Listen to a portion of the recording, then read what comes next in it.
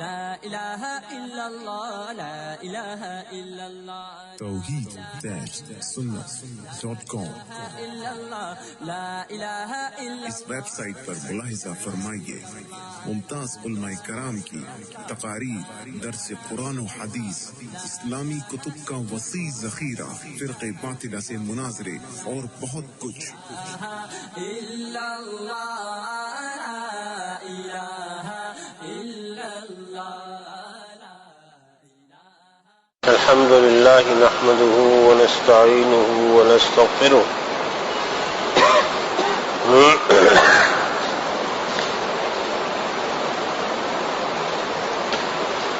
ونصلي ونسلم على نبيه الأمي بسم الله الرحمن الرحيم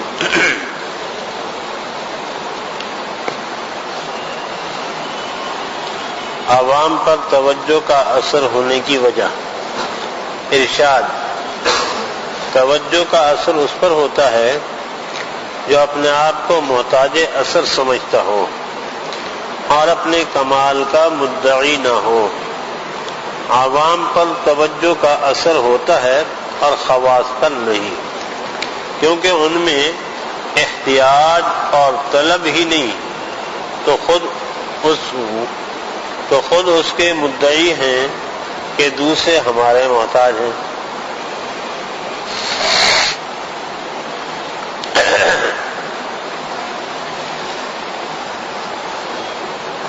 حضرت حکیم الامت تھانوی نور اللہ مرقدہ کا یہ ارشاد ہے کہ توجہ کا اثر ہوتا ہے۔ توجہ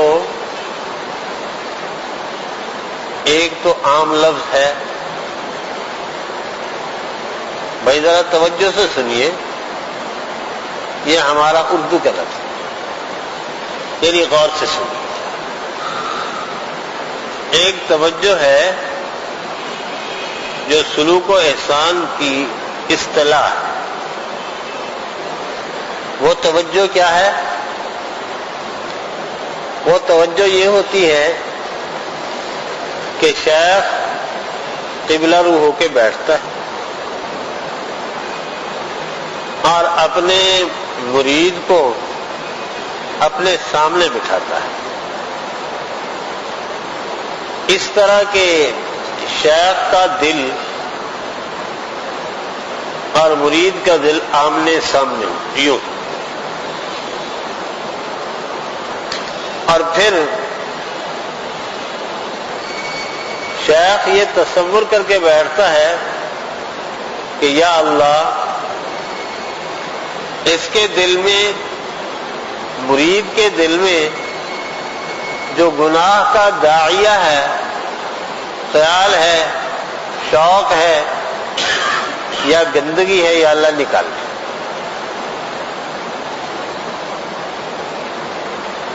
اور مرید یہ توجہ کر کے بیٹھتا ہے کہ میرا شیخ میرے سامنے ہے، اللہ کی عنایات اس کی وجہ سے میری طرف متوجہ ہے۔ پہلے تو یہ باتیں سمجھ میں نہیں آتی تھی، اب بہت آسان ہو گئی، اب توجہ بہت آسان ہو گئی۔ جب سے یہ آپ نے دیکھا ہوگا شعائیں لگانے کا علاج شروع ہوا ہے، شعائیں لگاتے نا، شعائیں، کینسر والے کو شعا لگاتے، کسی کے گردے میں پتھری ہو تو شعاؤں سے وہ پتھری توڑتے، مثانے میں اگر پتھری ہو تو شعاؤں سے وہ پتھری توڑتے۔ اب دیکھو نا، ایک لائٹ ہے نا، بجلی کی ایک لائٹ ہے پتلی سی، اور وہ اس پر ڈالتے ہیں، وہ چمڑا نہیں ٹوٹتا، رگیں نہیں ٹوٹتی، اور وہ پتھر ٹوٹ جاتا ہے۔ اب تو یہ بات سمجھ میں آتی ہے نا، پہلے لوگوں کو یہ بات سمجھ میں نہیں آتی تھی، اب سمجھ میں آ جانی چاہیے۔ توجہ اسی کا نام۔ اور یہ بھی خیال مت رکھو کہ توجہ شیخ کا کام ہے، نہیں، یہ اللہ کی عنایت ہے. اور شیخ کیا کرتا ہے؟ شیخ تو یہ کہتا ہے کہ یا اللہ یہ تیرے دروازے میں بیٹھا ہے، بس فرما دے، توجہ فرما دے، کرم فرما دے، یہ توجہ یہ. لیکن بھئی وہ زبان چاہیے، وہ منہ چاہیے کہ جس زبان سے، جس منہ سے اور جس زبان سے یہ الفاظ نکلیں اور اللہ تعالیٰ اپنی عنایات کو اس کی طرف متوجہ فرمائے. www.shahideislam.com جن لوگوں کا اپنے اللہ کے ساتھ تعلق اچھا ہوتا ہے، وہ اللہ کے احکام کی لاج رکھتے ہیں، تو اللہ بھی ان کی زبان کی لاج رکھتے ہیں.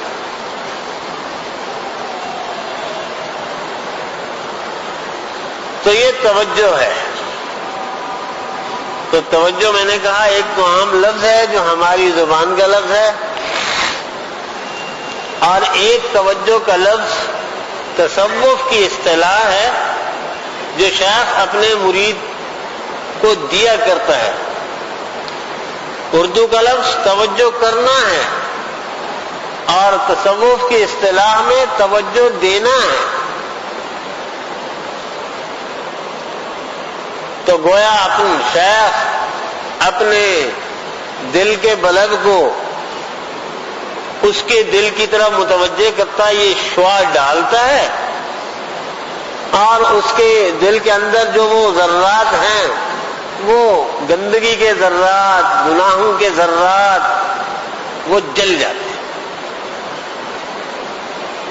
یہ آنکھوں کا لیزر آج کل آیا ہوا نا، آنکھوں کا لیزر آپریشن کرتے ہیں لوگ لیزر سے.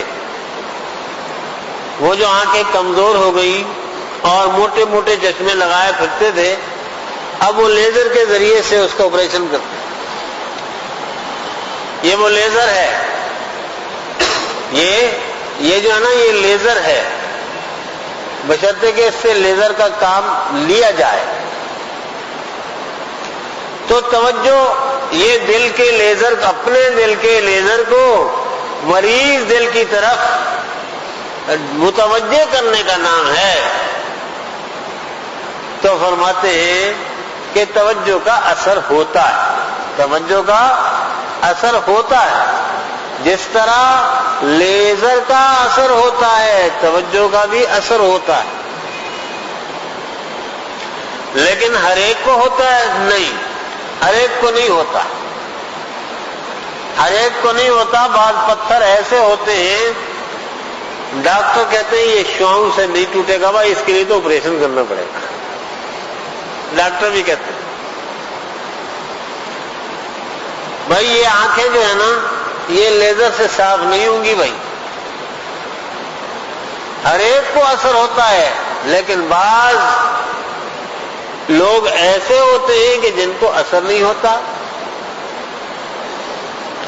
کون لوگ ہیں جن کو اثر نہیں ہوتا اس توجہ کا؟ فرماتے ہیں وہ لوگ کہ جو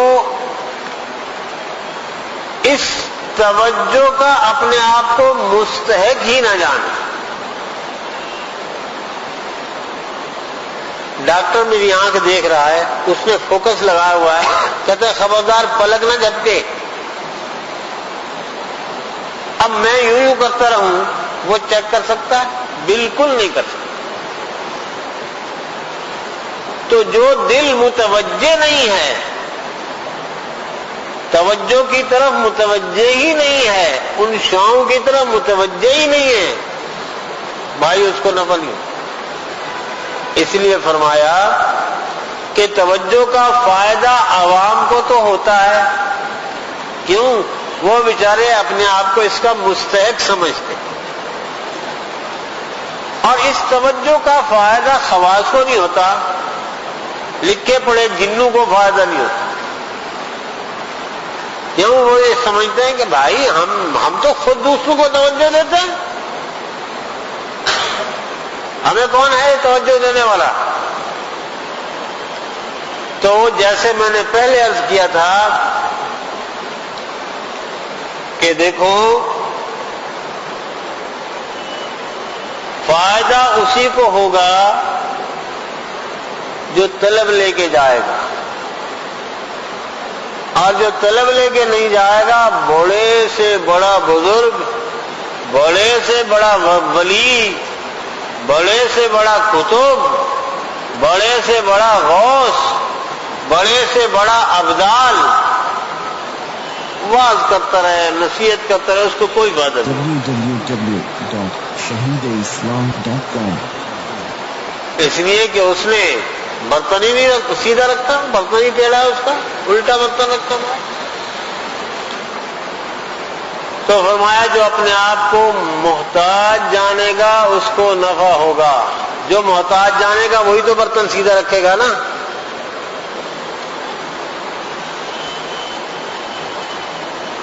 اور جو اپنے آپ کو محتاج نہیں جانے گا اس کو نفع نہیں ہوگا۔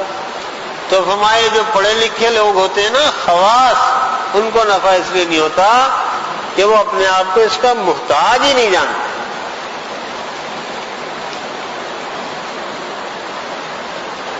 ایک ہی مجلس ہے، ایک ہی بزرگ ہے، اور اس مجمع میں جناب بعض وہ ہیں کہ دنوں، مہینوں، سالوں میں، بلکہ سالوں، مہینوں اور دنوں میں وہ ترقیات کی معیار پر پہنچ جاتے ہیں، معراج پر پہنچ جاتے ہیں، مدارج طے کرتے کرتے وہ سالوں کا سفر دنوں میں طے کرتے ہیں، وہ مہینوں کا سفر گھنٹوں میں طے کرتے ہیں، اور ایک وہ ہیں ساری زندگی گزر گئی، ان کو کوئی نہ پتا۔ اس لیے کہ جنہوں نے اپنے آپ کو محتاج جانا، جنہوں نے اپنے آپ کو ضرورت مند جانا، ان کو فائدہ پہنچا، اور جنہوں نے ضرورت مند نہ جانا، محتاج نہ جانا، ان کو کوئی فائدہ نہیں۔ فرمایا توجہ کا اثر اس پر ہوتا ہے جو اپنے آپ کو محتاج اثر سمجھتا ہو کہ بھی مجھے بھی ضرورت ہے، مجھے بھی ضرورت ہے، اور اپنے کمال کا دعویٰ نہ کرے۔ جو خود کہے کہ میں تو پڑھا لکھا ہوں، مجھے تو سب آتا ہے، اس کو کوئی فائدہ نہیں۔ سیکھتا بھی وہی ہے جو سیکھنا چاہے، جو سیکھنا نہ چاہے اور کہے کہ نہیں مجھے تو سب آتا ہے، وہ کیا سیکھے گا؟ اس کو کوئی نفع نہیں ہوگا۔ پھر فرمایا عوام پر توجہ کا اثر ہوتا ہے اور خواص پر نہیں، کیونکہ خواص میں احتیاج اور طلب ہی نہیں، بلکہ وہ تو خود توجہ کے دعوے دار ہیں کہ ہم توجہ دیتے ہیں، ہماری وجہ سے فائدہ ہوتا ہے، اور کہتے ہیں دوسرے ہمارے محتاج ہیں۔ آپ نے دیکھا ہوگا کہ بعض لوگ موروثی خاندانی پیر ہوتے ہیں، موروثی اور خاندانی پیر ہوتے ہیں۔ اب وہ پیر صاحب ہیں، اس پر بھلا کسی پیر کا کیا اثر ہوگا؟ اور دیکھیے یہ علماء کی اولاد، نیک لوگوں کی اولاد، اس پر عام طور پر اثر کم ہوتا ہے، وہ نفع کم اٹھاتی ہے۔ کیوں؟ دماغ میں خناس بھرا ہوا، ہم تو پیر صاحب کے بچے ہیں، ہم تو مولوی صاحب کے بچے ہیں، ہمیں کون کیا تبلیغ کرے گا بھائی، ہم تو خود تبلیغ کرتے ہیں، لہذا محروم رہ جاتے ہیں۔ غریبوں کے بچے، جاہلوں کے بچے، دور دور سے آئے ہوئے ان کو نفع ہو جاتا۔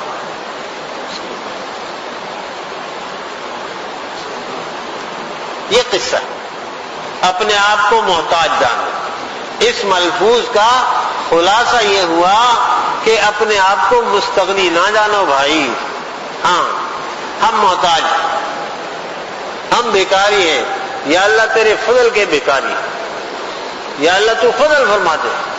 اب اللہ تعالیٰ فضل کیسے فرمائے؟ کبھی تو وہ براہ راست دے دیتے ہیں اور کبھی کسی واسطے اور حوالے سے دیتے ہیں، دیتے اللہ ہی ہے۔ وہ ایک صاحب تھے نا، انہوں نے کہا میں نہیں کھاؤں گا جب تک کہ اللہ میاں نہیں کھلائیں گے، کھاؤں گا نہیں۔ اب وہ جنگل میں بیٹھ گئے، جنگل میں بیٹھ گئے، ایک صاحب لے گئے ان کے پاس توشہ دان، کھانا لے گئے، کئی دن تو بھوکے گزر گئے، کہنے لگے ہاں یہ اللہ ضد ہے، میں بھی نہیں کھاؤں گا جب تک آپ نہیں کھلائیں گے۔ اب وہ صاحب لے گئے کھانا، بھائی کھا لو، نہیں بھائی جب تک اللہ بھی نہیں کھلائیں گے ہم تو نہیں کھائیں گے۔ www.shahideislam.com ارے بھائی اللہ بھی نہیں بھیجا ہے، نہیں صاحب ہم نے تو کہا اللہ بھی کھلائیں گے تو کھائیں گے، تو تم اللہ بھی دوڑی ہو۔ نیند آ گئی ان کو، خواب میں آواز سی آئی، اللہ میاں خود تھوڑی دینے آ گئے تجھے، انہیں کو تو بھیجا ہے تمہارے پاس۔ تو کبھی کبھی تو اللہ میاں براہ راست بھی دے دیتے ہیں، مالک ہیں۔ جس طرح آپ نے دیکھا ہوگا کہ نبوت براہ راست ملتی ہے، کسی قسم کا دخل نہیں ہوتا۔ نبوت جو ہے نا، اعزاز نبوت، اعزاز رسالت، نبوت اور رسالت درمیان میں کوئی نہیں ہوتا، اللہ کے نبی کے درمیان اور اللہ کے درمیان کوئی نہیں ہوتا، براہ راست اللہ تعالیٰ دیتے۔ چنانچہ قرآن کریم میں فرمایا اللہ اعلم حیث یجعل رسالت، اللہ بہتر جانتے ہیں کہ یہ تاج کس کے ساتھ ہم نے سجانا ہے، یہ ہم جانتے ہیں، ہم فیصلہ کریں گے۔ یہ تو براہ راست عطا ہو گئی، اور بعض چیزیں ایسی ہیں کہ براہ راست نہیں، بالواسطہ ملتی۔ مقام صحابیت، صحابہ کرام کو اللہ تعالیٰ نے اتنا بڑا مقام عطا فرمایا کہ رضی اللہ عنہم ورضوا عنہ، اللہ ان سے راضی، وہ اللہ سے راضی۔ ٹھیک ہے، اتنا بڑا مقام ملا۔ بھائی کائنات کے دنیا بھر کے عالم، فاضل، نیک، زاہد، عابد کتنا جمع ہو جائیں، ایک اس صحابی کی شان کا مقابلہ نہیں کر سکتے جس نے ایک نگاہ بھر کے حالت ایمان میں حضور صلی اللہ علیہ وسلم کو دیکھا، صرف ایک نگاہ، کوئی مقابلہ نہیں کر سکتا۔ یہ اتنا بڑا مقام کہاں سے ملا؟ یہ براہ راست نہیں ملا۔ یہ صحابیت کہاں سے ملی ہے؟ حضور صلی اللہ علیہ وسلم کے واسطے سے ملی ہے۔ یہی وجہ ہے کہ صحابیت کا اعزاز اب نہیں مل سکتا، مقام صحابیت اب نہیں مل سکتا، یہ بواسطہ نبوت ملتی ہے۔ صحابیت بواسطہ حضور اقدس صلی اللہ علیہ وسلم ملی تھی، تو میں نے کہا اللہ تعالیٰ عطا فرماتے، دیتے تو ہر جگہ اللہ ہی ہے، کبھی براہ راست دے دیتے ہیں، کبھی نبی کے ذریعے عطا فرما دیتے ہیں، یعنی ان کی ذات کو واسطہ بنا دیا گیا۔ تو میں عرض یہ کر رہا ہوں کہ اللہ تعالی سے ہی ملے گا بھائی، اور اپنے آپ کو محتاج جانو، اپنے آپ کو ضرورت مند جانو، ملے گا۔ اور اگر ہم نے سمجھا کہ ہمیں ضرورت نہیں ہے، یا ہم نے سمجھا نہیں ہے تو ہمیں آتا ہے، یا یہ سمجھا کہ ہم اس سے کیا سیکھیں، ہم تو ان سے بڑے ہیں، یہ تو بھائی جلائے ہیں، ہم تو سید ہوتے ہیں۔ بعض لوگوں کو جیسے یہ خیال ہوتا ہے نا کہ صاحب ہم تو سید ہیں، ہمیں کون سمجھا سکتا ہے، ہم کسی کے پاس کیوں جائیں گے؟ بھائی خانوادہ نبوت سے دین پھیلا ہے تو ہمارے پاس آئیں گے نا لوگ۔ ہاں بھائی یہ بات تو صحیح ہے، پھیلا تو وہاں سے ہے، لیکن یہ بھی تو دیکھو کہ آقا دو عالم صلی اللہ علیہ وسلم کے بعد پھر صدیق اکبر کے بعد جمع ہوا خانوادہ نبوت، بیعت کی تھی، حضرت عمر فاروق نے بھی بیعت کی تھی، پورے اہل بیت نے بیعت کی. تو اس لیے یہ ظلم نہیں ہونا چاہیے کہ ہم بڑے ہیں، ہم فلاں ہیں، نہیں، ہم محتاج ہیں. اور جو اپنے آپ کو محتاج جانے گا، ضرورت مند جانے گا، اللہ تعالیٰ اس کو ضائع نہیں فرمائے. ہاں اس کو دیں گے اللہ تعالیٰ، اور خوب دیں گے. دیکھا ہم نے اکابر کو دیکھا کہ اکابر بڑوں نے چھوٹوں سے بیعت کی،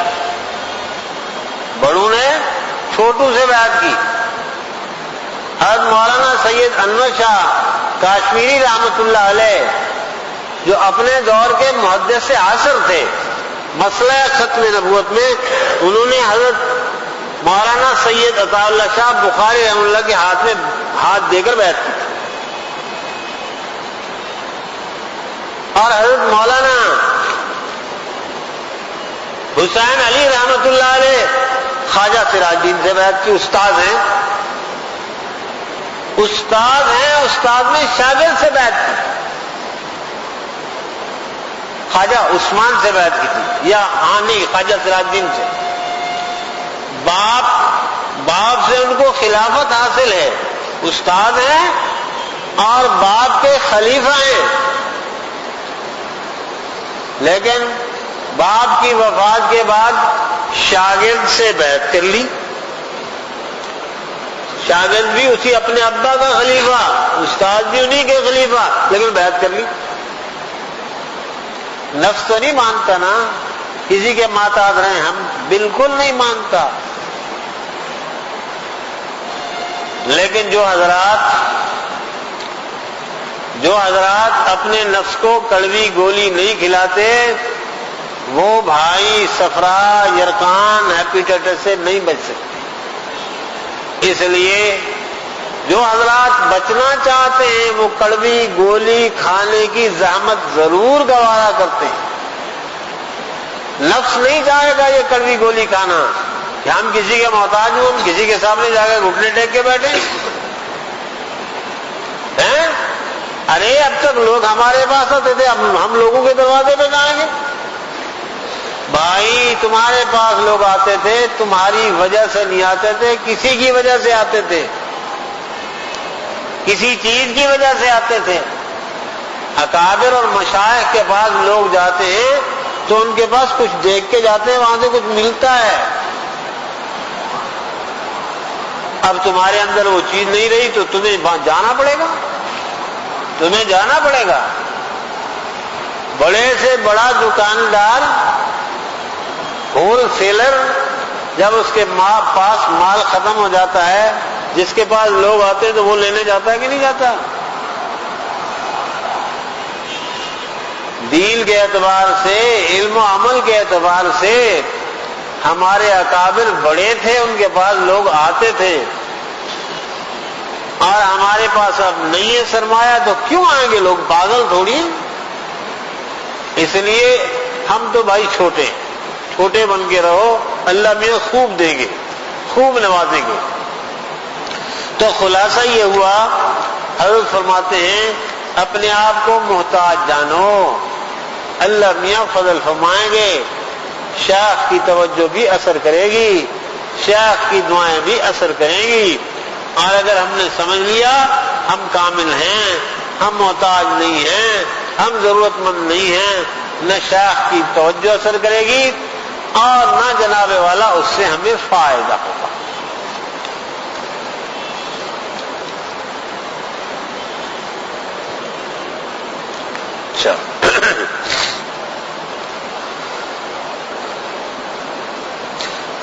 انتہا کا منتہی کا یہ کہنا کہ میں کچھ نہیں ہوں، آئندہ کے مراتب معرفت پر نظر کر کے کہنا صحیح، کیونکہ منتہی جو وہ ہے تو کمالات موجودہ کے اعتبار سے جس پر اس کی نظر نہیں، اور مراتب غیر متناہی ہیں۔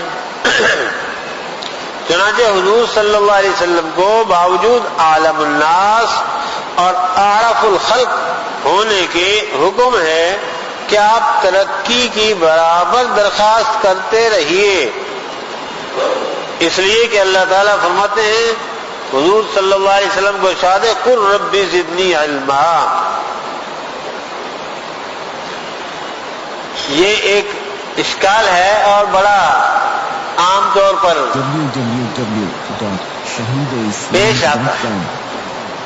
اللہ والے اہل اللہ نیک اور صالحہ اکثر و بیشتر سنا ہوگا کہتے ہیں بھائی ہم تو کچھ بھی نہیں ہے بھائی، ہمارے پاس کچھ بھی نہیں ہے بھائی۔ اشکال یہ ہوتا ہے کہ اللہ نے اتنا بڑا علم عطا فرمایا، اتنا بڑا مقام عطا فرمایا اور کہتے ہیں ہم تو کچھ بھی نہیں ہے۔ تو بعض لوگ کہتے ہیں جھوٹ بول رہا ہے، بعض لوگ کہتے ہیں جھوٹ بول رہا ہے، اتنا بڑا عالم ہے اور کہتے ہیں میں کچھ نہیں ہوں، اتنا بڑا بزرگ ہے کہتے ہیں میں کچھ بھی نہیں ہوں۔ تو یہ ایک اشکال ہوتا ہے۔ حضرت فرماتے ہیں کہ کوئی آدمی سلوک و تصوف کے انتہائی اعلیٰ درجے پر پہنچ جائے اور پھر کہتا ہے کہ میں کچھ نہیں ہوں یا میرے پاس کچھ نہیں، اس کا یہ کہنا صحیح ہے؟ فرمایا بالکل کہنا صحیح۔ اب سوال یہ پیدا ہوتا ہے یہ کہنا کیوں کر صحیح ہے؟ فرمایا کہ دیکھو جس مقام پر پہنچا ہوا ہے اور وہ یہ سمجھتا ہے اور وہ اس میں تکبر نہیں ہے، کبر نہیں ہے، اپنے آپ کو کچھ نہیں جانتا، تو اس موجودہ مقام پر تو اس کی نگاہ نہیں ہے اور نگاہ ہے آگے آنے والے مقامات اور درجات کے اعتبار سے ظاہر ہے کہ وہ بہت اونچے ہیں۔ مقامات اور مناقب اور درجات، اللہ کے قرب کے جو درجات ہیں اس کی کوئی انتہا نہیں۔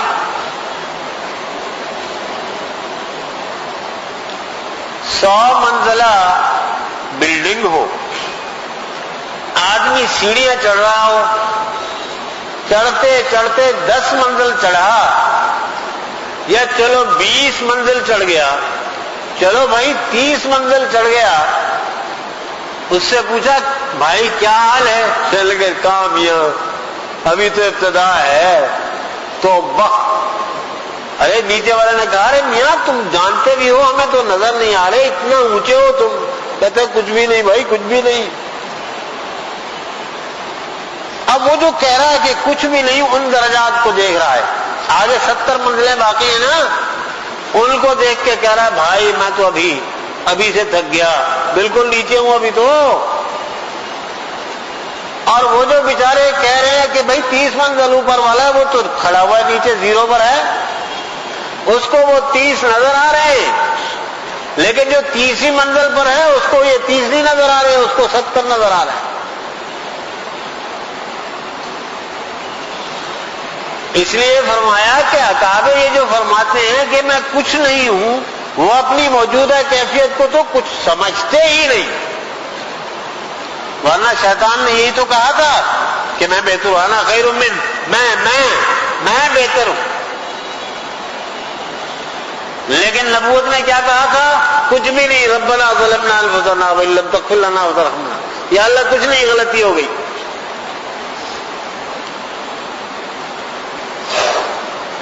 جس کا اللہ تعالی کے ساتھ تعلق ہوگا وہ اپنے آپ کو کچھ نہیں جانے گا۔ تو اس لیے یہ جو کہہ رہا ہے یہ اللہ کا بندہ کہہ رہا ہے یا پھر عالم کہہ رہا ہے میں کچھ نہیں ہوں، تو بالکل ٹھیک کہہ رہا ہے کہ بھائی علم کے، تقوی کے، بزرگی کے، قرب الہی کے اتنا درجات ہیں کہ حد نہیں۔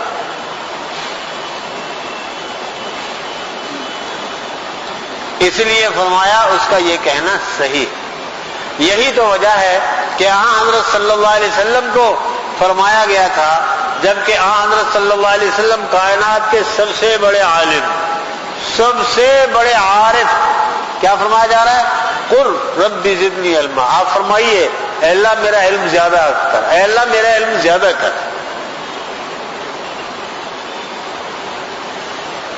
ہے جی، اے اللہ میرا علم زیادہ کر. حالانکہ جتنا تمام انبیاء کرام علیہ السلام کو علم عطا فرمایا ان سب کا مجموعہ حضور صلی اللہ علیہ وسلم کو عطا فرمایا گیا، لیکن فرماتے ہیں کہ حکم ہوا ہے کہ یوں کہو ربی زدنی علما، یا اللہ میرا علم بڑھا دے. آج صلی اللہ علیہ وسلم روزانہ 70 بار استغفار فرماتے تھے. کیوں؟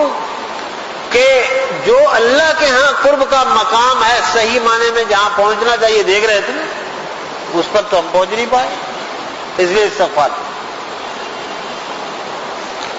باقی پھر عرض کریں گے اللہ تعالیٰ ہم سب کو کیسے لا الہ الا اللہ لا الہ الا اللہ توحید-sunnat.com الا اللہ لا الہ الا اس ویب سائٹ پر ملاحظہ فرمائیے ممتاز علماء کرام کی تقاریر، درس قرآن و حدیث، اسلامی کتب کا وسیع ذخیرہ، فرقے باطلہ سے مناظرے اور بہت کچھ. الا اللہ